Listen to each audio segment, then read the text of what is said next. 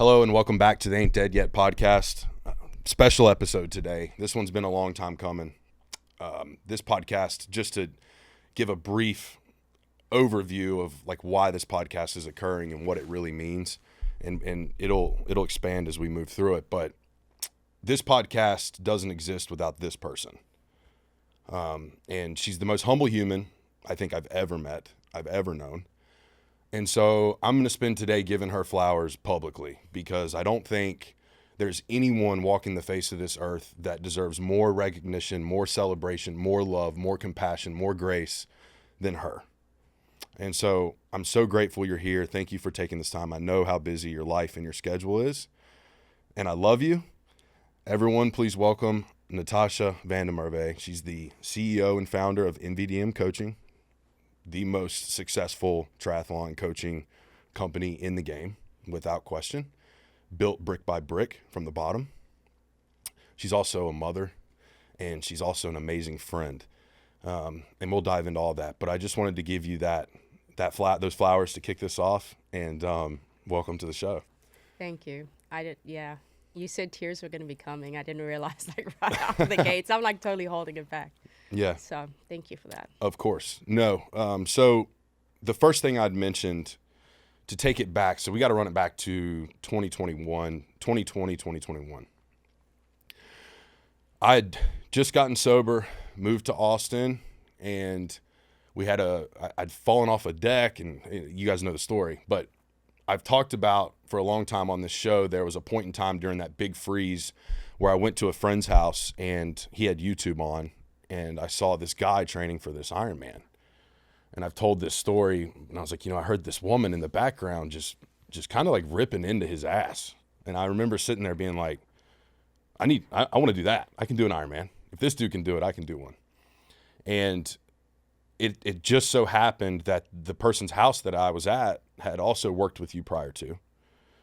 And I was like, dude, I want to hire her. I want to go do this Ironman. He's kind of looking at me crazy. At this time, I'm still probably 270, 275. I was still a thick boy.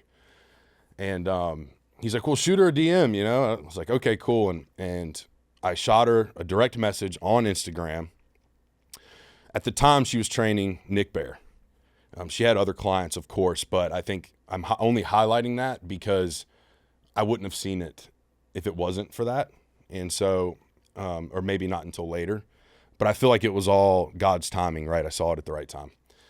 And, but I sent her a DM, and I remember kind of just giving her my story and saying like, this is me. Are you available? And it was kind of just like an I'm in kind of thing. What's your number? Immediately. And I sent her my number, and then we were on the phone not long after that, like minutes. Yeah. And I was like, this is crazy, right? Like, this doesn't add up. This doesn't make sense. But at this point of my life especially, I just trusted in what God was putting in front of me and just said yes. And so that decision for you to answer that DM that day, and I've talked to my mom about this and the people that are really close to me, it probably saved my life because I was running out of runway. I'd been sober for a little bit. I was really trying hard. I was doing everything I could, and I was deeply punishing my body too. And we'll get into that. But I was trying to kill myself running, essentially like just anything I could do to break myself. And it was the only way I could keep from honestly making bad decisions at the time. So when you popped in, that would take, a massive shift. It would go the other direction. And I don't know if I've ever told you that, but that DM saved my life. The fact that you just answered a DM. So if you're out there and you're listening, I'm not saying you got to answer everyone's DMs, but if you feel called to, make sure you do it because you might just save someone's life. So thank you for that. Do you remember that story the same or? I do. I remember you reaching out. I do remember responding right away, getting on a call with you right away. And I do remember you not believing it, that this happened so quickly. Mm-hmm. And I was like, yeah, I'm going to coach you. Yeah. I did not know that you were at the end of the runway. Yeah. So that is a new story. Yeah. Yeah. And when I say that, I mean like, not even from a sobriety standpoint, but a mental, emotional standpoint. It was like okay, I've moved out here. I created this business. We weren't making any money. What have I done? You know, this is just another failure is what I was kind of feeling. Yeah. But I remember you answered, and then I want to say, and correct me if I'm wrong if you remember it differently, a lot's happened over the last 4 years. But I want to say that the next weekend, you were like, hey, start in March or something like that. Yeah. Like, wait till March, we'll start, but come do a team run. Like, come do a Sunday-long team run. I remember, yeah. And I remember going on that run, and if you remember, it started storming. It started pouring rain. Yeah. Do you remember this? No. You gave me a ride home. I did. To my apartment. And I remember thinking, in the car ride back to my apartment, yeah, like, this woman works with Nick Bear, and here I am, like, fresh into sobriety, completely broken, and she's giving me a ride home because it's storming, and she knows I ran down here this morning. I actually do remember it now. Yeah. And again, it was another one of those moments for me, and I tell people this, people that are struggling, sometimes in life it's really hard to find value in yourself, in oneself, especially if you've put it in the wrong place, and it can be taken away from you if you put your value in the wrong place. And we'll get into why we don't do that anymore later on, but it felt so special to me that someone of your stature, like, I felt like you cared. And I was like, man, like, someone like her, like, why would she care about a guy like me, you know, a person like me? And so that was another thing that meant a lot to me. And I was like, all right, she's definitely the person I have to work with. And we get into March, and I think we'd talked about, and I'm just trying to rehash the whole story. So it's like people have heard bits and pieces, yeah, and they know you're a big part of it, but I've never told it through and through. But in March, we started working together, and I remember I didn't have a bike. You know, I didn't have any swimming gear. I had some running shoes. And at the time you were, and I don't know if you're still affiliated or not, it doesn't matter, but you were working with a bicycle company down in Waco. Mm-hmm. And you're like, hey, they've got some bikes, go down there. They, you know, they'll give you the athlete discount. Just go get one. And I remember driving down there, and one of my friends from the program actually rode with me. But driving down there, I didn't have any money. I just had credit cards. You know what I mean? I didn't have $1. And I was like, I'm about to go spend thousands of dollars on a bike. This is ignorant. Yeah. What am I doing? And I remember just being like, you know what? Screw it. Like, where my head shifted to is if I die pursuing this Ironman, that's noble. My mom can be proud of that, right? Or if the debts that I'm creating now are to make my life better, my mom will be okay with that, because the debts I was creating prior to weren't that. So I drove down there, I got the bike, I come back, and we get to work, and we start working. And at that time, I'm not sure, maybe you can remember, I remember like Austin locally, maybe the team was 15 to 20. Yeah. Is that about right? Yeah, you were right at the beginning. No.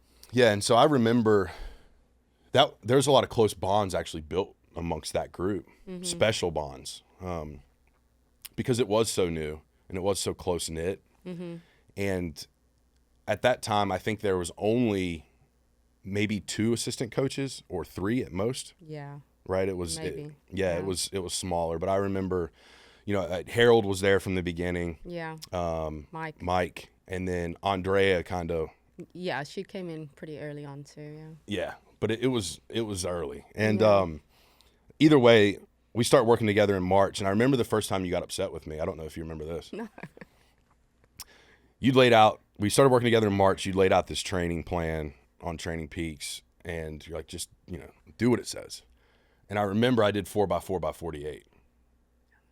And you were like, why would you do that? Like, you can't, because I was like, well, I can't train now for a couple days because my body's broken. Yeah. And you're like, well, that's not the point of this, right? And that was the first time I was like, oh, like, she corrected me. You basically told me it was stupid. Yeah. You know, in other words, you're like, this was dumb. And it was dumb, but that was an early memory. And then we decided in March that I would train for May, which was Cap Tex. That's right. And that was going to be the first triathlon. And so for people that don't understand or know the world of triathlon, especially if you have a coach and you're committed, it can quickly take over your entire life. And honestly, I wanted it to. That's what I wanted. Yeah. And so it was like every day there was something. So it gave me something to look forward to. And it also taught me how to manage time and how to time block and how all these things that honestly I wasn't very good at, especially at that point. But I can't tell you how many times, you know, you show up at 6 a.m. for a team swim or a team run, or she put together Zwift for the team. Like, you're always connecting with community. Mm-hmm. And so that was my first community. And I genuinely believe this to this day. That was the reason that I stepped away from AA. I was like, I don't have to label myself as just an alcoholic or an addict anymore. I'm becoming an athlete again. And I'm in this community of athletes. And that was just so special to me that you had created that environment. The other thing, before I start asking you more questions, that is so important to bring up because it comes back in the story again. In that March, April timeframe where we're training for that May race, you started softly picking at me about my faith. You know, just ever so gently. Do you go to church? What do you think about church? And it's like, well, I go to church. I go over here. You should come over here sometime. And I remember going, right? And so what you also didn't realize at that time, and I know I've told you this, but a lot of people don't know this, there's zero chance my faith is what it is today without you. I mean, zero. There's absolutely no way that it even remotely exists in the same capacity if you don't show up. I share that because I can't tell you how many people have come on this show or how many people I've talked to, and it's the same thing. And so God, I told you this the other day, if you tell me something, I genuinely feel like it's God talking through you. I just hear it for what it is, and it gives me peace.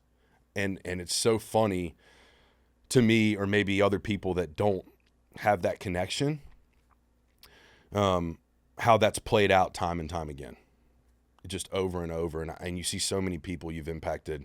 Brett Ender, one of our mutual friends, I mean, him and we've had conversations about you in a very positive light for hours, just like how much impact and what you've done. And so you brought me back to my faith, but I got to ask you, that early on time frame, like, what were you thinking of me? Like, what were you like, what's up with this guy, or what's he doing? Or I don't think I was. Yeah. Yeah. Yeah, I just saw you as someone who had a goal, and I'd been placed in the position to help you with that goal. And I had no other thoughts, honestly, in your background or, yeah, I really didn't, you know, like, have any ill thoughts or anything. It was really like I was honored to be in that position, because I feel honored when someone invites me into that journey to support them. Mm-hmm. And you try to show up as best you can in that. It's a privilege. And then we became friends very quickly, I felt. Yeah. Just because we started having very open conversation pretty early on. Mm-hmm. And, I mean, I remember it similarly. Yeah. I remember feeling safe to open up to you. And I hadn't experienced that very much. It seemed like prior to that, if I opened up to someone, a lot of times that was used against me, you know, or held over my head, and I remember telling you things about me and like, look at me like, what's she gonna think about that? And you kind of just like, okay, cool. Like, you know, this is great. Like, this is really fantastic. So that's how I remember it early on too.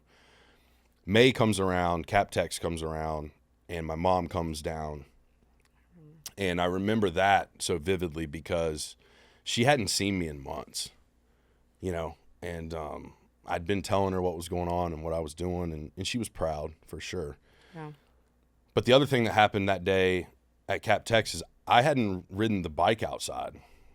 You know, I'd just been on the trainer, suffering inside, just staring at the wall. And so some hard lessons learned that day, right? Good ones. And the funny part was you'd told me, you're like, you need to go to Veloway, you need to practice this, you need to do this. I think I did it once. And I was like, I'll be fine. I've been riding a bike my whole life. Yeah, you get out there on that thing, it's a different story. Yeah. Especially if you're wider, you know what I mean? Yeah. But I remember that, and I remember finishing that race. And it was the first thing I felt like I'd accomplished in sobriety. I was like, wow, like I did something. I was also cramping and hurt and sore. And for reference, Cap Tex isn't a really long race, right? We did the Olympic distance. It was definitely a shorter version of a triathlon.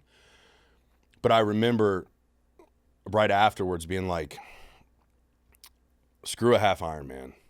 I want to do a full. And it was that night I got the email that they were announcing the inaugural Ironman Waco. And I remember forwarding you the email and I still have it. And it just said, is this possible? And you replied back, yes. And that was it. It was off to the races from there. I didn't put anything else on the calendar. It was just like, how do I get to October? And that's when I think we really went to work. Because I think at that point you knew, like, it's on. Like, he's going to do this. He's going to figure this out. Yeah. And a lot happened between May and October, and I don't want to breeze over it, but you guys get the gist of the foundation and how strong it was. May to October, we just worked. We got closer as friends, continued going to church. And the other thing that really happened in that time frame is from an outsider's perspective, I started, like, I got to watch you grow and your business grow, and your following grow. And that was another big thing for me. It was like, wow, like, she really just bootstrapped this thing from very little. And I'm looking at it now, and at this point in October, and I'm like, it's huge.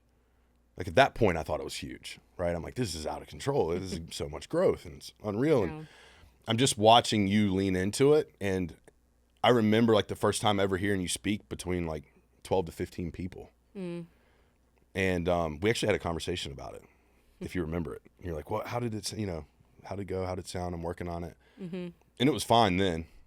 But then I got to hear you speak in front of 50 people. And it was just like this confidence showed up that was like, that's what's built if you just keep working at it. And you're willing to receive feedback and ask for feedback. And so that was really cool to see from you. And the other thing that I'll say before we get into October is, and I'm not trying to commandeer the microphone at all. I'm just trying to give everyone the whole thing before we start getting into some of the other stuff. The other big thing that I got to see in that point in time, or that time frame, was she continued to show up for the little guy. And I know I've told you this before, but as you grew, your clientele got a little more, like, they're more known, right? People knew who they were around town, and that was just gaining more and more traction because everyone's like, well, I need to work with her. If I want to do an Ironman, I got to work with her. But I got to watch you treat me the exact same way. And I don't think people realize how difficult that is. I know I didn't really realize it at that time until my life started to take form. I don't know how you balanced it. I don't know how you did it. I don't know how you, like, I'm willing to guarantee you if you pulled up my comments and Nick Bear's comments on our training peaks, they're identical. Not saying, like, from an athlete perspective. Same effort. Same effort from the coach. Yeah. I promise you. And I can't tell you how many people would talk about that. They'd be like, yeah, I figured she would just kind of, like, leave us in the dust. And so I got to watch you do that. And I think that speaks deeply to your character and how you show up. I also think it was probably exhausting you because it's like, now you're dealing with 50 people versus 15, and you have to give the same effort. Where's the time going? Yeah. But October, and then I'm going to shut up. October, Ironman rolls around. We'd gotten in pretty good shape. We're feeling pretty good about things. I was terrified, though, only because I'd never done any of the distances isolated other than the swim. Yeah. I did do a 10K swim that one time. I don't know if you remember that in the pool. Yeah. So I knew the swim, I'll be fine. The bike, isolated, we'd done a trainer ride. I have the training peaks. I'll have to share it so I can pop it up in here. But it was like 6 hours and 4 minutes. And I remember you being like, you were on the bike that long. I was like, yeah, it was you were like, you'll be fine.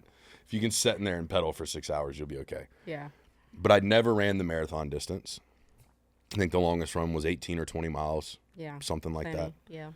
And I'm thinking, like, now I'm going to do all 3 of these in one day. Like, yeah, right. Like, this lady's crazy. I remember being like, I don't think this is going to work. And people that don't know the sport were asking me, like, have you done this? Did you do this? And I was like, no. And they're like, oh, man. So the fear was definitely creeping in. But we show up to Waco. My mom came into town. My brother came into town. There was a good amount of NVDM athletes at that race. Yeah. And I just remember a couple things throughout the course of that day. I remember the start.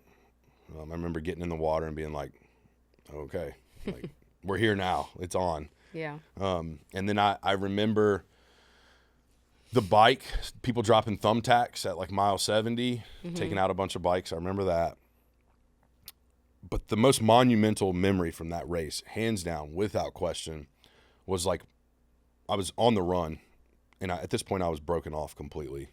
I didn't even know where I was at. I was just like trying to eat and I had no clue what was going on. Yeah. And I definitely at that point was the last person from NVDM on the course. Yeah. Like there was no question. Everyone else had been done for hours probably. And I see this lady on a bicycle, just here she comes, and it's Natasha. And I remember asking you, being like, why aren't you with everybody else? Like, and you're like, well, I'm your coach too. I'll never forget that. And you spent some time with me, and then we met up again right before the last mile. Mm-hmm. And you're like, you're looking great. You're going to do it. Like, you're going to do it. And you're like, you told me, you're like, run it in strong. And I was like, no, I think I'm going to take this mile. I remember. To myself. And you said, okay, I'll see you at the finish line. And what I didn't know is that last mile of that race isn't a mile. It was more than that. So if I'd have known, I would have waited a little longer. But I picked my head up for the first time in 14 months and really reflected on, oh my God, like what has happened in my life. Full-blown addict, alcoholic, suicidal, 312 pounds. 14 months later, I have my faith. I have community. I'm crossing the finish line of a full Ironman, and I'm 205 pounds. And my mom's here, and she's proud. And I'm just like, it kind of bottomed me out, honestly. It was like, I remember crossing the finish line, and I didn't get this release of like, I did an Ironman. It wasn't that at all. It was almost like I knew the process saved me. But I remember crossing it and feeling really, like, truthfully proud of myself for the first time. That was a weird feeling. I didn't know how to embrace that. But I'm going to shut up now, and I only told all of that because she was there from not day one, but call it day 120, and anybody in recovery knows 90 to 120, like there's a lot of flip-flop in there. And so you showed up. I think God sent you. I don't think that it was any coincidence. I think God was like, no, she's got to be the one. And we got to go through that day 120 to day 400 together. So thank you for that. Thank you for saving my life. And it's even cooler now that we still get to have a friendship. So that's the story. But I want to dive into some of your stuff. Life now for you, right? As far as professional career, like what what's going on with NVDM. How's that been going? I see it from afar. Yeah. And I acknowledge it, of course, through social media, and we text back and forth some. But what has life for you over the last 4 years? Like, how do you even box that up? Yeah. Yeah. I don't even know. You know, it's I look and see where we are now, and for me in the last 4 years, I was so just in it, just focusing on the athletes, on the day, and then, you know, you look up 6 months later and you're like, oh wow, there's quite a few of us. There's more coaches. There's more structure, and then you do that again, and so now we're 4 years into the business, and things are, accelerating. You know, I always hear that, you know, if you can get through year 3 or so and you could still kind of stand strong through that, then you know you have a business. And so I'm really proud to be on the other side of that. But it is all God. Like, I can fully acknowledge that it's definitely not me. It's like God is creating these opportunities. God is putting the right people in the right place. Like, I couldn't do this by myself, for sure.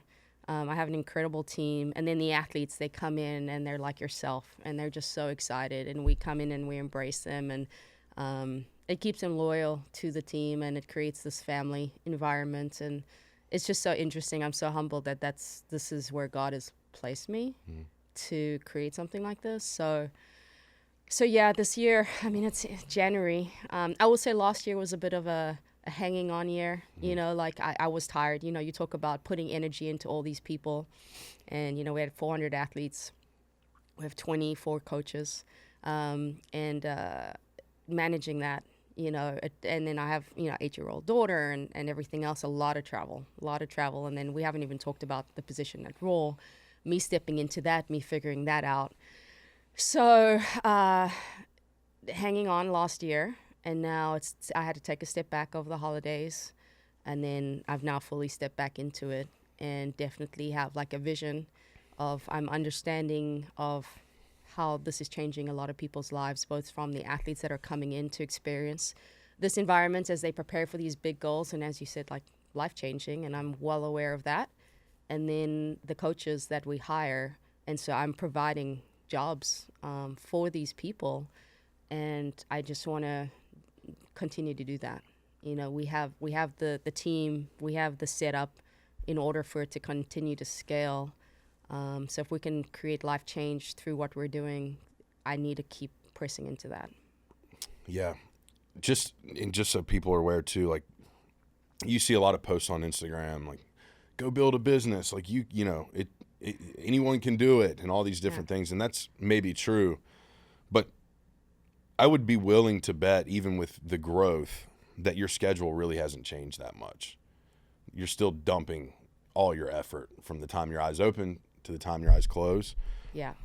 For those people out there that are interested in starting a business and want to have the growth that you've had, can you give like just a chopped up version, if you will, of like wake up to sleep, what that really looks like for you? Yeah. It is. It's all consuming. So I'll tell you today, I woke up at 5 and I did some work, but before exercising, my daughter was staying with my mom, so I had that free time, but usually I have my daughter to get up and ready for school as well.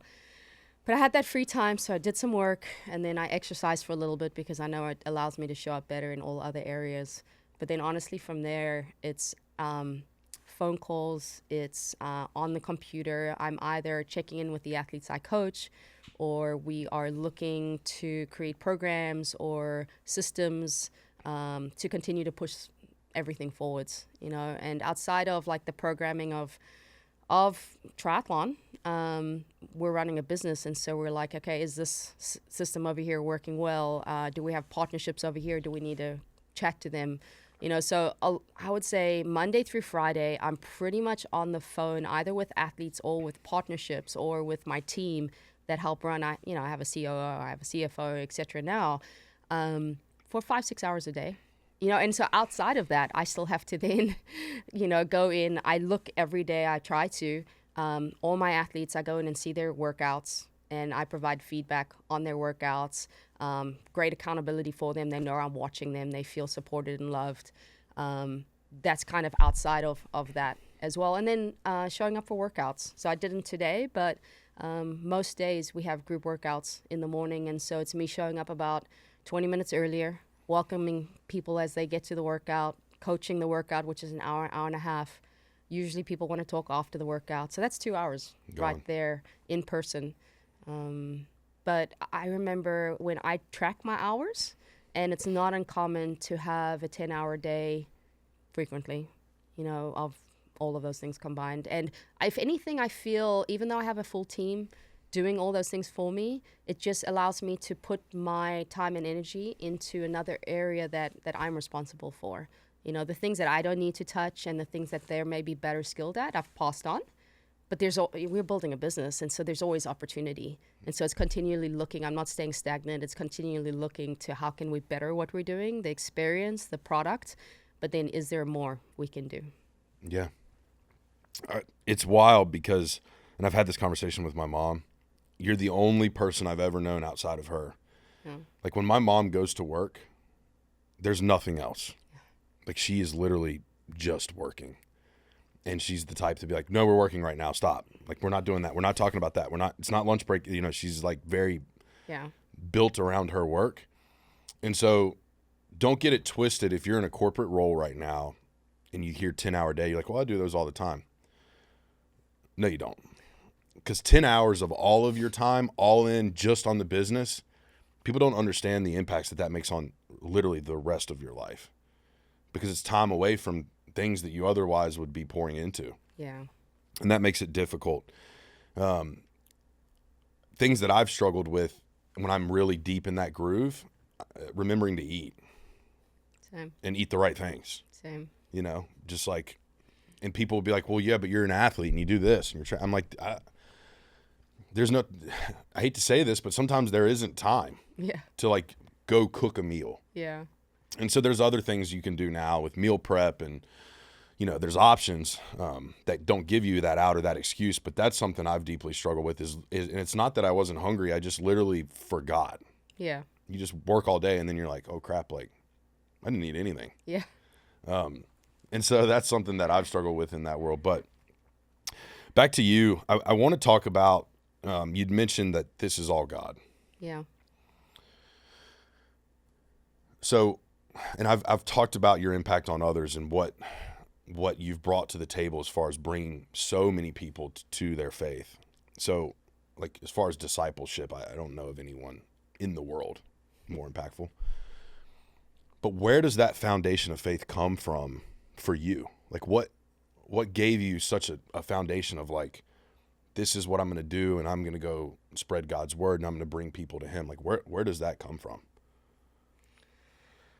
I don't know where to start. At the beginning, yeah, wherever. Yeah, I mean, I grew up as a Christian, but kind of fell away. And I really didn't understand what it meant to have a relationship with God. And it came about of necessity, to be honest. I think we all kind of reach a point in our life where there's nothing else in the world that's giving you, the words were peace, purpose, and happiness. I didn't have it. And I was honestly in my 20s, and you speak to it a little bit as far as feeling like, what's the point? And I mean, I definitely had like suicidal ideations in my 20s. Wasn't happy with anything I was doing. And it finally came, and then I had a problem with people pleasing. So when you have that God in front of you of people pleasing, you let someone down, like the anxiety that comes with that was overwhelming for me. So luckily I had the right people. God put people in my life as well to speak to me at the right time. And you get to a point where you're like, I have to listen. You kind of push away, and then you're at the end of your rope. And I was as well. And I was coaching tennis at the time. And so I completely gave my life over to God at that point. And my only goal every day when I woke up was to develop that relationship with God and develop the characteristics to where I felt like I could be more like Jesus. Like that gave me purpose in life above everything else. So as I went into any work that I did or any conversations I had, it was like, are you more like Jesus versus are you showing up to perform or to teach? that lead with love is essentially what was my driving force. And then in that, I got involved with the church at the time, a community at the time, and I just really poured into the Bible, learned as much as I could. And then it just kind of developed from there. I never got to a point then that I felt confident to the level where I'm openly, you would say discipling, but really feeling safe to just say, hey, tell me about your faith. Mm-hmm. That was a specific prayer that took place right when NVDM Coaching happened. So when I had the opportunity to work with Nick Bear, I was racing as a professional at the time, 20 athletes just kind of on the side paying me PayPal. There was no business. Yeah. There was no business. And this opportunity came and it kept me up at night. And I said, Lord, is this what I'm supposed to do? And I stopped racing. It's something I'd poured my life into and loved doing. I just laid it down and went to the church and we prayed about it. And then and that was the direction I was going to go, and we were going to create a business. I felt like this was a platform to build and then to impact. And then in that same time frame, I stood up in church, and I don't know if you were there, but basically it was, where did we want God to show up for us? I think was one of the questions asked. And what did you felt you needed? And I said, I want the confidence to share my faith, mm-hmm. And not be afraid of that and what that would do with the relationship. Mm-hmm. And so from that day forwards, I never, ever shied away from those conversations because they can be difficult. And then you're like, what if I offend them? And it's weird. I feel like in all of that and that surrender to this process, I feel like God has protected me in this path. And then these things kept happening. We started, I always likened it to, so we had small group in my house, and mm-hmm. It came to it, you got baptized in my pool. We'll get there. But yes, thank you. Yeah. But every time I'd have a small group, and we'd have these meaningful conversations, and someone would get saved, and I would open up my email, and 4 people signed up for NVDM Coaching. Mm-hmm. And I always felt like it was tired. It was like God saying, here you go. Yeah. You're doing my work for the kingdom. Mm-hmm. Here, let's keep building. And recently we just had, I had to do this massive investment, and it was over $30,000. And the next day, I'm not even kidding, of me writing that check, an athlete of mine said, hey, I want to pay for myself and my son for a year of coaching, exact amount. Yeah. And I was like, okay, that's totally God.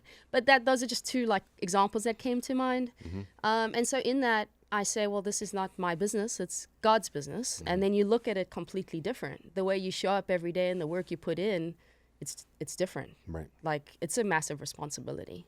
So. Wow. So, yeah, and I've had those moments too in life where it's almost like if you do the right thing without expectation, God just pops in. He's like, here you go. Yeah. Good job. Keep going. And it's so interesting what I've learned too. If I fall off of that path, those things stop showing up. And that's how I know. And sometimes that hurts, right? Because it's the path you want to be on. Yeah. But the path that God has for us is the path that we have to take. Yeah. Right. And he's going to put you through whatever he needs to put you through to get you back onto that path. And I feel that deeply in my bones. Early on too, you were there for me. I went through a pretty turbulent situation. And I can speak about it now because there's no ill will or hard feelings there. It's totally cordial and, that sort of thing. But it was a dark time for me. And I remember being in church, and I remember training, and remember telling you, I can't even take a step outside or pedal my bike or be in the pool right now because it's just consuming me. And even then, and this is why this trust runs so deep, you gave me some pretty clear direction. And so did other people that were within the church of what I needed to do. And I didn't like hearing it, and I didn't want to hear it, and I didn't want to do it. But it wasn't until I listened to that things cleared out. And so I share that too, because when you're going through this journey, especially a growth journey, and you're trying to stay connected with your faith and with God, that doesn't mean that things aren't going to happen. They're going to continuously happen. It's about understanding if it's God working, right, or if it's you working. And that's been the biggest challenge for me, is keeping my ego out of it. I struggle with it to this day. I can convince myself that this is what God wants, and this is what God's doing in my life. And I can ride that train for a month, and then I look back and I'm like, well, that wasn't God at all, dude. That was all you. And so that's something I'm still actively working on is that full surrender. You know, I prayed about it this morning. It hit my face on the floor, like, whatever, man. And because I remembered something, and we've talked a good bit over the last couple of weeks, but I remembered something early on in that journey for me, in my sobriety, in the day I got sober, the night before. I just said, I'm ready. If you're ready, take it all. Like all of it. I don't want any of it. None of it. Take it all.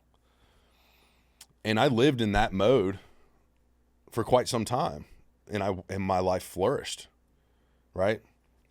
And that came to me yesterday, and I was like, oh, probably should do that again. Probably should stop trying to, build puzzles with the pieces that I want to arrange and just let God paint the picture. Mm-hmm.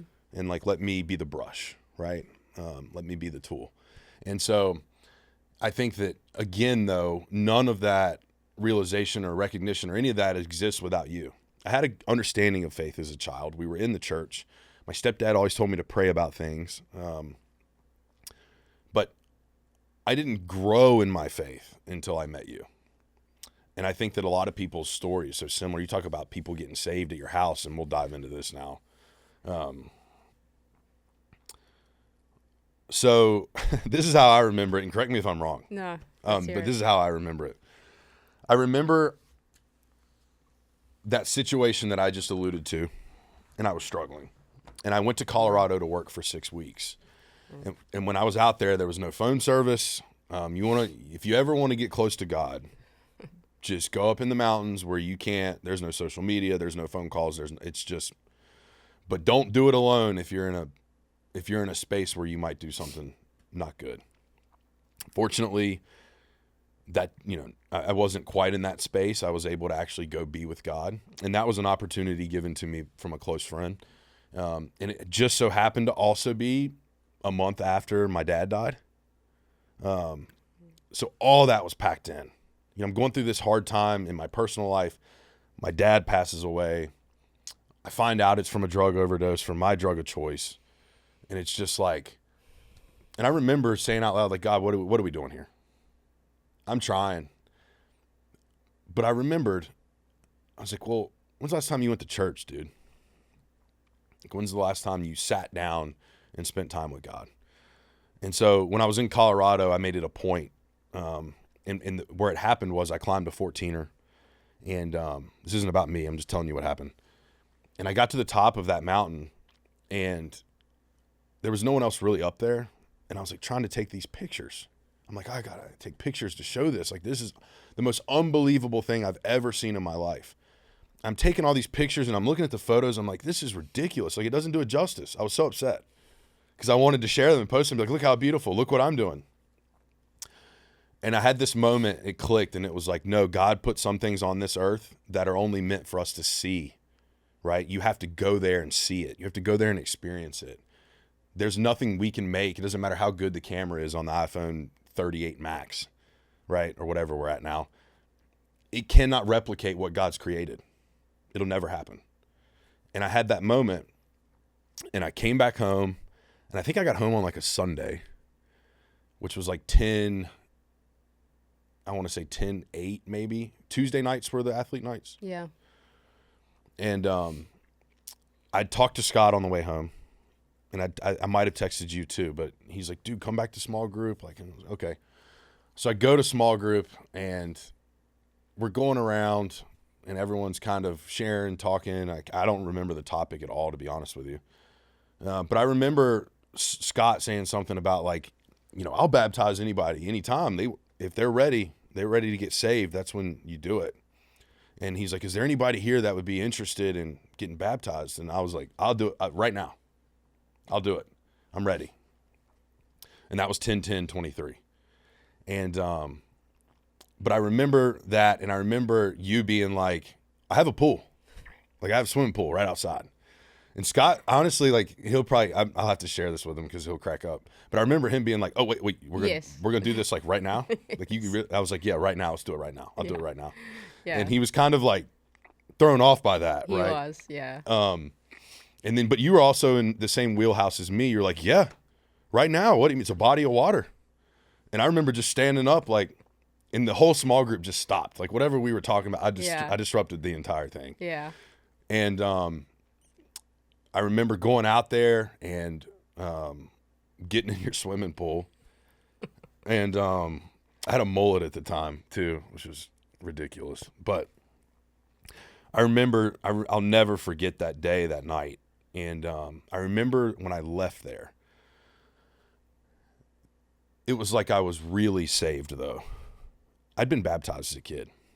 I didn't know what I was doing, to be honest with you. It was just what everyone else was doing. But I knew that night I'd actually given it, publicly. Oh. And from that point, it was like, no, I'm going to own this publicly. I'm going to talk about my faith. I understand my faith isn't perfect, but I'm going to talk about it in hopes that there are people out there that are just as broken or more broken, that can see me and be like, well, if that guy can do what he did and he's telling me that he only did it because of God, maybe there's something there. That's kind of what was playing in my head. And I would say my outward communication around God and faith didn't start until that night. And I'm so grateful for it, right? But people will be like, "You got baptized in a swimming pool?" I'm like, "Absolutely." And it was your pool. Is that how you remember that night? Yeah. Okay. Similar. Yeah. I remember, yeah, clearly the hesitation. Yeah, just ready to make the commitment, what that looked like. And then you're like, right now. And then there was like, Scott, no, wait. And then I was like, no, like right now. Yeah. Like I felt it. Yeah. So, yeah. Yeah, that was all God. Yeah. I was supposed to be there.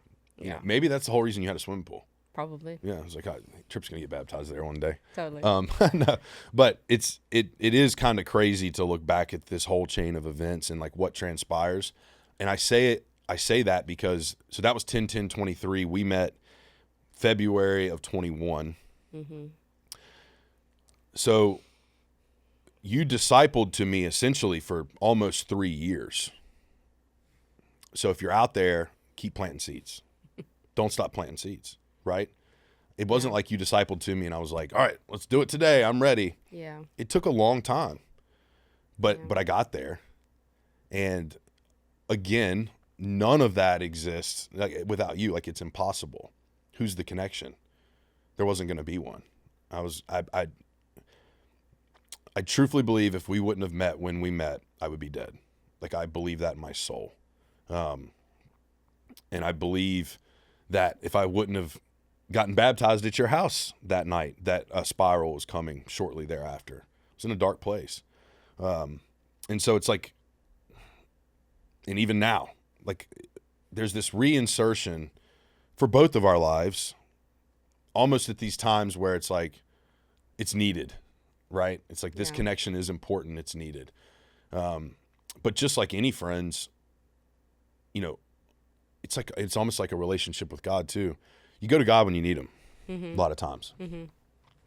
And friendships are a lot like that too sometimes, So something that I know I need to be better at is staying close when things are good. Mm-hmm. And I struggle in that, and this isn't an excuse, but like I'll see your social media and be like, she's good. She's good. She's busy enough. She doesn't need my motivation today. Yeah. She's got it. She looks like she's doing okay. But I would implore you, those that are out there, and I talk about this all the time, but I'd forgot about it. Someone, how they show up and look on social media, that isn't the whole story, right? Yeah. And so check in on your people. Even if it looks like they're doing great, check in on them. And if they're your people, you'll get an opportunity to show up. Mm-hmm. And I don't know what it is about this connection or friendship, but every time something happens, it's always like, I feel like it's God saying, okay, here's Natasha again. What did you learn from Natasha? I feel like an infant, you know what I mean? Yeah. Oh, your faith. Oh yeah. We're supposed to be digging back into that. The difference this time was though, I feel like I've been in my faith. Like, I've really tried to work on it. We don't go to the same church anymore. My church is closer to New Braunfels where I'm at. And I go every Sunday. You know, it's like clockwork. My Bible actually sits on my coffee table now. Like, it's right there. I have the Bible app. I have my morning devotionals.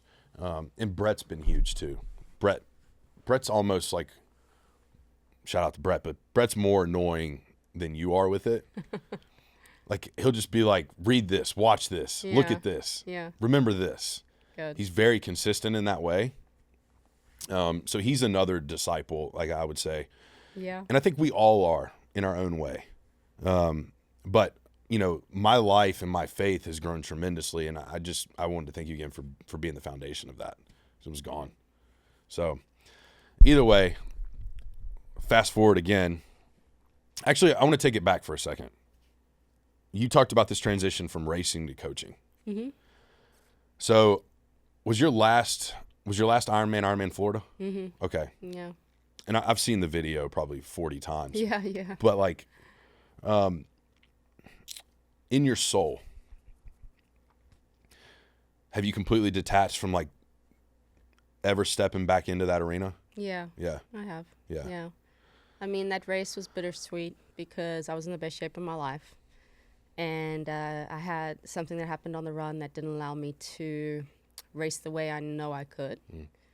So there is a part of me, I was like, oh, you know, because all you want is that your fitness to show up and you to have a complete race. And the reality is that just doesn't happen. You do the best you can for the day. Something's going to happen. You're going to troubleshoot it. You're going to move forwards. And so definitely I was proud of the way I was able to work through adversity that day. But there was for a long time a part of me, I was like, oh, I want one more chance to like do it right.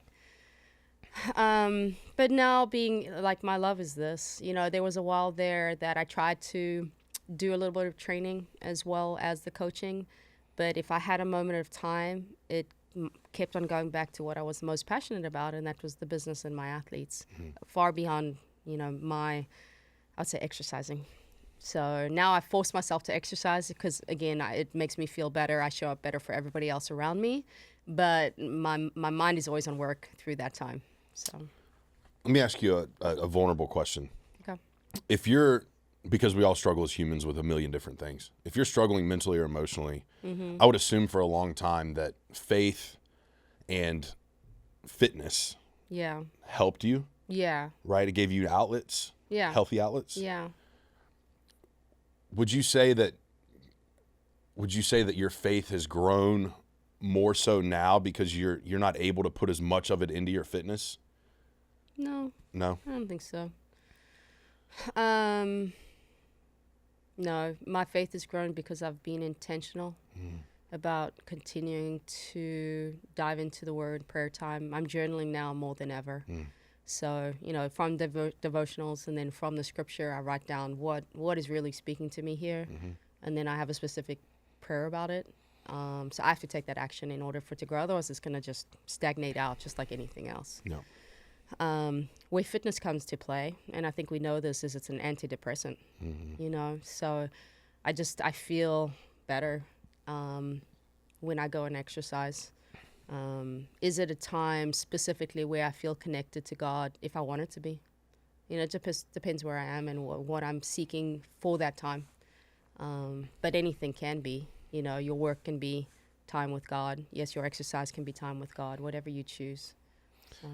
Yeah, I asked that question because there's been lapses or times in my life. So right after the Ironman, the construction business took off. And I wasn't able to train the same way. Yeah. And we were working literally 14, 16-hour days. And but I noticed in that my mental health took a plunge. Yeah, of course. Because I wasn't regularly exercising or putting myself in that position. Yeah. And that forced me to I kind of went down a bad path for a little bit. I didn't engage in any of the things that I used to, but it wasn't who I was becoming. Yeah. And I kind of had to we got to redirect here and get back. And that's when I reached out again. I was like, hey, I want to do a 100-miler now. Yeah. The first time. Yeah. And I worked with NVDM for that one. Kyle, shout out to Kyle. And I think that that first race, and the only reason I'm talking about it, it was Rocky Raccoon attempt number 1, was probably the most humbling thing that I'd ever experienced. Just truthfully, like, humbled. And I remember so vividly during that race being like, this isn't an Ironman. You know, the beauty in Ironman is it is 3 different activities. Yes, your legs take a beating, but it's different motions, different muscle groups. They fire differently. When you go and you bike 500 miles or you run 100 miles, it's a lot of times just the same muscle group. Mm-hmm. So there's no relief. But it humbled me, and I'll never forget being out there. That was the closest I'd ever felt to God, was at that bottom. And I started to pick up on something for me. Mm-hmm. I've put up so much armor and walls and ego and everything you can imagine over the years to protect this little child inside of me, right? That's like still in there, that's asking for like, hey, I just want to be seen. I just want someone to value me. Mm-hmm. But when I'm out there and in those events, like all that's gone, and it's back to that little kid just wanting to be seen. Yeah. And so I knew after that first attempt, which I failed, I made it 60 miles. I knew though, I was like, okay, I know what to work on now. I know what to pursue. I know what to go after, and I know it can't be done without my faith. And so I decided, like most athletes or anyone who's like borderline, I don't want to use the word psychotic because I don't think that's a great word, but athletes out there know exactly what I'm talking about. I failed the race, and then like an hour later, I knew I was going to do it again. Yeah. There wasn't like this, I'll never try, you know, it was like, no, we've got to go back. And I trained another year, went back, made it 65 miles, talked to God again. You know, we became close again. Not that we weren't, but closer. And same thing, same story. A day later, I'm like, no, I need this. And it's really not about the race. It's not even about the distance. It's the process. It's what that really gives me. It gives me stability in my life. Yeah.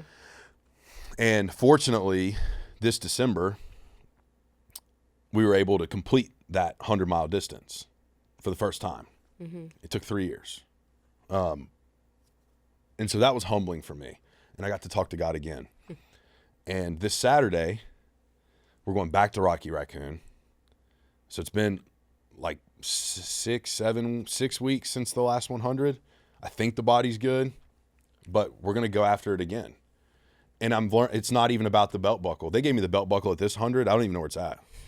I don't even care. I got to talk to God for like 15 hours. Yeah. That was cool. And so I'm just excited to go back into that cave again and talk to God and be like, hey, this is where I'm at now. I know we talked real closely 6 weeks ago, and this is what's transpired. What do you want me to do? Yeah. And I can hear him and I can feel him because there is no ego. There's no outside distraction. And it feels like a very safe place. Because you know in that arena, everyone is literally struggling. Mm-hmm. Ironman's a lot the same. Mm-hmm. Everyone's in a pain cave. And if they're not, like, they should be. You know what I mean? You're not pushing quite hard enough. But out there, it's like that, so it's a safe place. I bring all that up. Did you ever think when you met me, like, oh, this dude's going to do a 100-miler one day? No. No? No. No, it wasn't in the cards? No, yeah. Yeah. But then, for me, even me, with my background, 100 miles is just insanity. Yeah. Like, I have no desire to put my body through that. Yeah. So, yeah. So it's an extreme attempt or endeavor, I guess. I didn't think I give anybody, the credit of like, oh, that's the person who's going to do like something I even consider to be extreme. Mm-hmm. So. Yeah, I think it's interesting you say that because without question, if you trained for something like that, you could definitely do it. Yeah. With ease. Yeah. I know that. But I think to your point, and this is what separates a lot of people and their mission and their journey and their purpose. I think for me, my purpose is closely tied to pain and suffering and darkness. And I mean, that's where I've connected with the most people. Yeah. If anyone's asked me about God, it's because I've been talking about pain, suffering, darkness, or been open to talking about it. And I think that's how God uses me. And I think he puts me through seasons in life to talk about those exact things to help someone else. Absolutely. And so when you say, like, you don't need to put your body through that, Yeah. I agree. You know what I mean? Most people don't. No. Yeah. But if that's God's way of using you, Yeah. then you do. Yeah. It's just, I don't think that's God's way of using you. No. I think he's using you exactly. I think you're doing exactly what his plan was. Yeah. I think that's undeniable. But yeah, I tell people all the time, they're like, why would you put yourself through that? And I'm like, look, I don't have a good answer. Yeah. Like, yeah, is it causing damage to my body? Yes. Like, is this something I'm probably at 75, hopefully, if I make it that long, going to be like, shouldn't have done all that? Probably. Yeah. But that's okay, because if that gets me closer to the work I need to do for God, so be it. Yeah, I agree. You know, it's sacrifice. Yeah. There's nothing without it. So, but it's interesting you say that, and a lot of people ask that question. Yeah. All right. Something you said the other day I wanted to ask you about. Okay. And I don't want to blow up your spot, so you can tell me to shut up if you want. But you mentioned to me, you're like, I might see a fast half marathon in the tank, you know, another attempt there. Yeah. What's that look like? Yeah. So as soon as my cough gets healed, I will try to get into a training routine to do that. A half marathon is something that requires speed, but it doesn't require like a tremendous amount of volume, especially on that long run. So it's something I know my body can withstand. And it's exciting for me. I always feel like I could run a faster half marathon.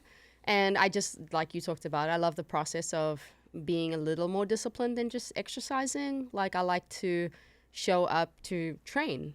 Exercise and train are two different words. So if I can train for a specific goal, the process of that, I grow in it. And again, it's how does that make me better in everything else? That's what I found for myself. But then it's not so time consuming. Right. So I started running, but it was at a point where like I had 30 minutes here, 40 minutes here. So I just like go out the door, and I wouldn't take the time. I'm almost 44 now, so I didn't take the time to stretch and to roll, and my body doesn't appreciate that anymore. Yeah. So right now I'm injured. I'm biking every day though, and then as soon as this is healed, then I'll look to do that. That's the really cool thing about the training, like the actual training profile of an Ironman though. If you have a weird little injury, you can still build fitness, you know, in multiple ways. Yeah. Which is a blessing. Like when I get injured now running, I don't have my bike anymore. I sold it like shortly after the Ironman. Yeah. But I always think in my head, like, dude, if I had that bike, I could still be building fitness. And you can build it in the pool too, but man, I don't think I've ever dumped out an effort like I have on a trainer. Like, there's some workouts in there that are just like, it's hell. Yeah. I mean, it is horrible. Like grunting, growling, crying. I mean, all the emotion. I mean, it's the worst. Yeah. So the bike is great, I think, for building fitness in a safe way almost. Yes. Yeah. Whereas running, so much impact. Right. So there's that. Crazy question for you too. Okay. When we sit down and have another conversation in 5 years, and I'm sure we'll have many before that, but like we sit down in 5 years, what are we going to talk about? What's going to be the conversation? Oh my gosh. I don't think so far ahead. Yeah. I know what my life looks like now, and I love 99% of it. I do. For me to be fully content with my day-to-day, the two areas I need to improve upon is just self-care. Take, fitness, health, putting a little more time into that, again, for this to be something that's sustainable long-term, because if I fall apart, from a fatigue standpoint, I can't show up in the business, right? So that's one area. And then the most important area is just showing up for my daughter better. Like any entrepreneur, you see it on the man side, on the male side usually. but it pulls them away from the family, and I'm victim to that as well. You know, when I am with my daughter, I will be honest in saying I'm constantly like struggling to be present in that time with her, because I'm always thinking about, oh, I got to do this, I got to do that, and that's an area I really need to work on. So in my life as a whole, I would like to see more balance, where I can look at it and go, wow, showing up. And this is me being hard on myself, because I know I do a great job, but I want to do the best job. Right. And I'm showing up for Nadine, and we're talking about Nadine and all she's doing and our adventures, and then maybe some of the stuff that I've gotten a chance to do, because like I don't vacation, for example. Like I don't take. Who has time for that? Right. There's something you got work to do, and I'd love to say, okay, I'm doing that now, and we're talking about the you know. Yes, we're running a business, but I'm not as hands-on that I can really have a balanced, you know, family life and personal life. But then outside of that, like I hope God continues to use me. I feel that the platform, I need to step into it more. Something I've struggled with for a while, and being called out by many people is like, hey, you've created something. You're so humble. But there's a lack of confidence in there. And you can be humble, but you have to have confidence. And I'm finally getting that. That is allowing me to say yes to bigger opportunities that I'm like, I don't have the confidence to do that. I don't have a confidence to show up in that way. And I feel that we're going to be talking about things that I step confidently into for his kingdom, but also for further impact for many other people. Yeah, I agree. I don't. Look, I think it's fair in life to put limits and ceilings on a lot of people. I don't put one on you. Yeah. Because I've seen it. Yeah. I've just watched it. Just boom, boom, boom, boom, boom, boom. And so I don't think there's a partnership or a brand deal or anything in 5 years that you don't have access to if you want it. Because I think when something's built organically and brick by brick, that's what happens. It doesn't fizzle out. There's too much invested. And so that leads me to this next question. And you brought it up earlier. I didn't say it in the intro, and I apologize for this. What is the role with Raw like? Like, what is that? What is that role? Yeah, so they gave me a title, Director of Endurance. And what that was the owners, they have a supplement company. And so it's the protein powders, the creatine, like everything in the bodybuilding space, which they're famous for. And one of the biggest supplement companies in the States right now, growing exponentially, but they didn't have an endurance line. So you think of endurance products, and that's your carbohydrates to fuel marathons and triathlons, and your electrolytes and gels. And so they brought me in to basically help guide them through entering the market, and also guide them in how do we formulate, because the original formula that they had thought up was products and carbohydrates used well in the bodybuilding space, but I'm like, well, that's not what triathletes and runners, etc., look for. And so we completely reformulated, and then that formula we also tested within our team, which was a really exciting process. And I mean, we had six samples come through that we had to change because of taste, because of clumping, because of how it felt on your throat and your stomach 4 hours into the ride when you're pushing as many carbs as possible. So I was kind of part of that development process. And then right now it looks like continuing to help with development of new products, helping with signing. We need to have our products tied to some of the best athletes in the world so that people can recognize it as well as trust it.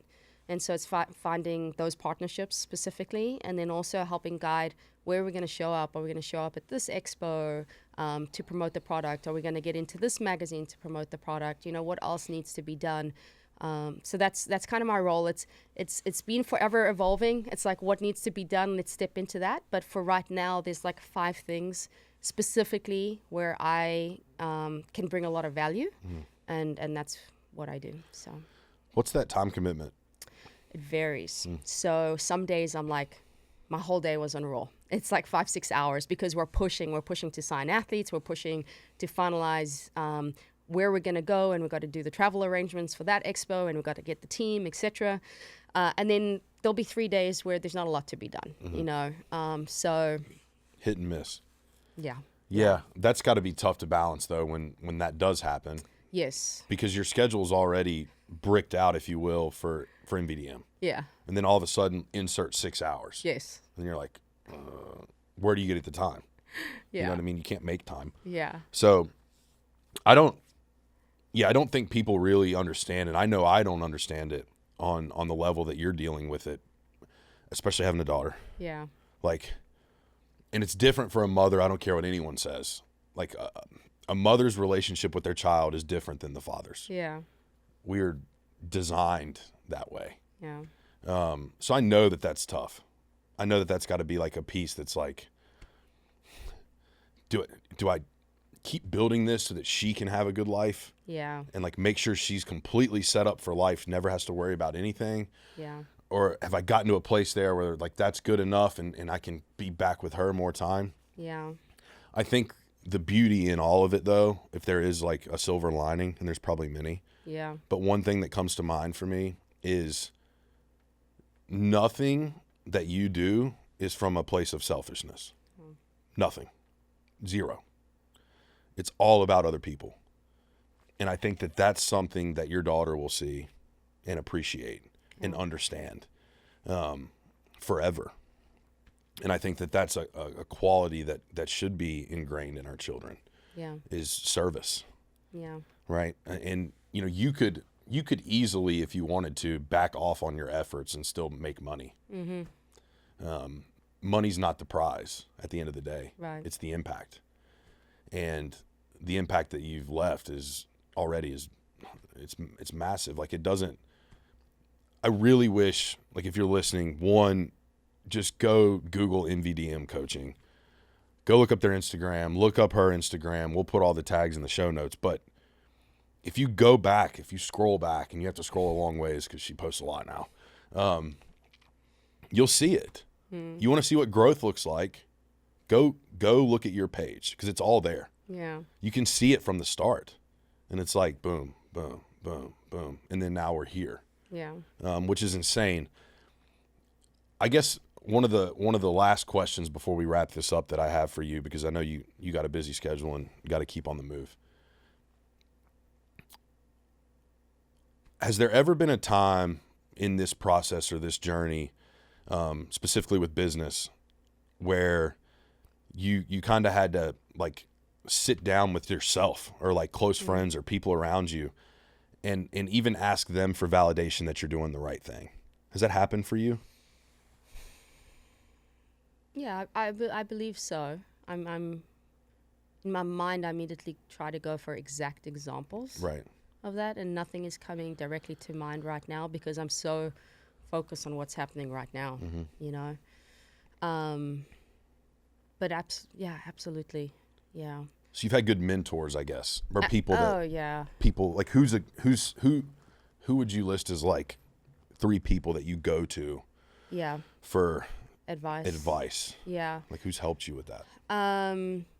Well, number one that comes to mind is I did hire a business coach when I was about 6 months into the business. I mean, it was really a case, and I think you know the story, where we're building everything, but I wasn't even paying attention to the money that was coming in. I was so fixated on just building. And he asked me, as one of our athletes, he asked me, like, okay, what are you guys making? Like, what are you spending? I was like, I have no idea. I haven't done the books. He was like, you don't have an accountant? I was like, no. So he literally sat down, talked to me about, like, just trying to understand that from a business. And then from that point on, this was a business. I had to run it like a business because I wasn't for the first 6 months. So he was massive. He was massive in turning this into something with structure that allowed it to then scale, giving me ideas. Honestly, my team, Mike Cross, he's been with me from the very beginning. We would never be doing this if it wasn't for him, because I was helping him be a coach, creating what would that look like before NVDM even started. When I was just coaching athletes, he had already had some athletes in Waco, and he said, I remember being on the pool deck, and he said, teach me and explain to me what you're doing, why you're doing it, so I can help some people here. And then that was the model of how we hire our coaches. We hire athletes that I've coached. They get to learn firsthand to then be an extension of me to these athletes and give the same quality of service and support. But we've had some great conversations. We're like a brother and sister to where we've even had like conversations of like, that's wrong and this is right. And you need to do this now and focus on that and put that down. So he's mentored me as working for me, I think way more than he realizes. There's some other people like that, but those are the top two that come to mind. Yeah, and I wanted you to share that because there's another reason behind it. Yeah. So I can name mine, right? Like faith, spiritual, you for me. Like if I'm broken in any way in that, like I know where to go. Yeah.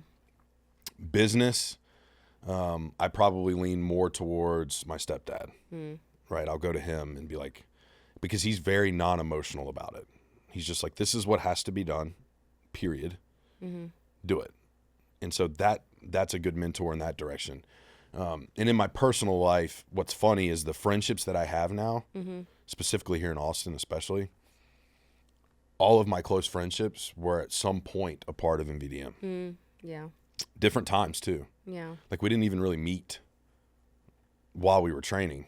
You know, a couple people like Brett, Brett and Harry were training. I'm a lot closer with Brett. I love Harry to death, but like Brett's foxhole guy for me.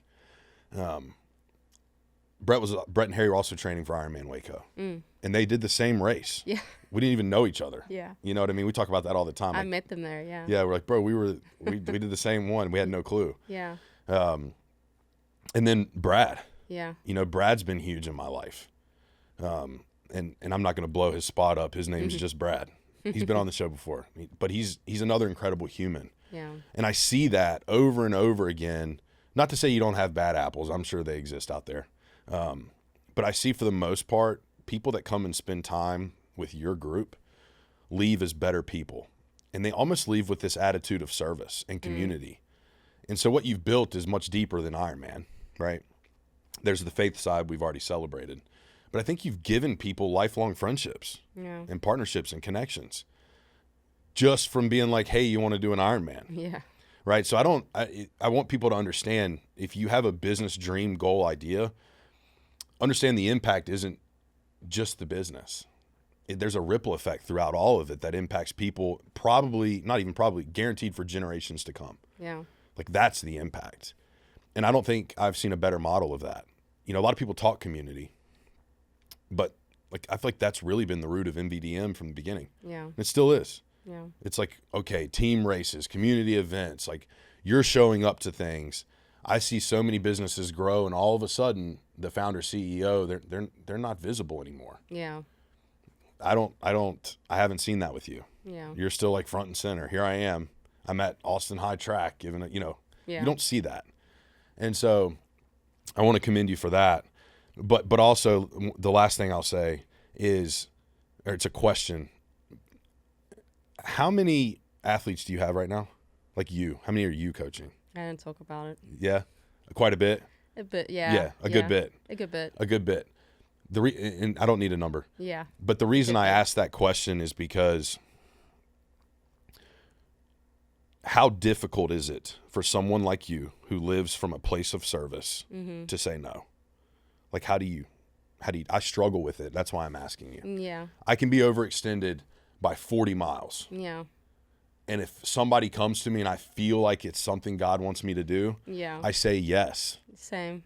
Understanding deeply, like, oh, this is going to sting. This is not going to help anything. More. Yeah. Do you find yourself in that situation at times? Yeah, I'm better. Okay. Yeah, where I actually just right before this, I had an opportunity that was a big one come, and I was like, I can't do it anymore. Yeah. Like, that's it. But yes, when there's, even though I'm at capacity and something comes across, yeah, I mean, I will say yes to it, even that. And then you find the time, and I always look at my day and go, okay, how can I time manage better? Because I feel like if you can do that well, you can do a lot. Like, you can really do a lot. So I almost look at myself as I'm the one holding myself back from opportunities because I'm wasting time, essentially. So how can I better time manage? And then for the most part, I do really well. And then there's times like last week, I had a camp. I was busy 14-hour days. And then I'm trying to catch up from that. I'm like, oh, I'm overextended. But then you give yourself a day or two, you caught back up. You're like, okay, I can do this again. Yeah. So I'm going to do it as long as I can. But I think, again, as Nadine gets into more activities with sports, there's more demand on school, etc. I'm kind of looking at this time as a time to set myself up for more space in the future for the things that really matter, which is her. Yeah, I think those formative years too, like when I look back, I obviously remember childhood, but Yeah. I really remember those high school years. Yeah. Middle school, high school. Yeah. It's super formative. So like you're in the right window, Yeah. right? Build now so that you can enjoy those times. But Yeah. again, I don't want to keep you. I know you got places to go, people to see, phone calls to make. I just appreciate you coming on today to put a face to the name that's came up on this show 50 times. And if you guys are looking for any type of coaching when it comes to the endurance space, her team can provide that. And that's every type of race, any distance, they can provide that. It's the best programming. It's the best support. There's team calls. You will get integrated in the community, even if you're living in Beijing, right? They will create opportunities for you to be able to connect. And if you're struggling, I can say this from a place of a person who was deep in it. If you're listening to this and you're looking for something to jump into and go all in on and recreate your life in 6 months or a year, just go sign up for their coaching and just do what it says. And I promise you, when you pick your head up, your life will change. It's different.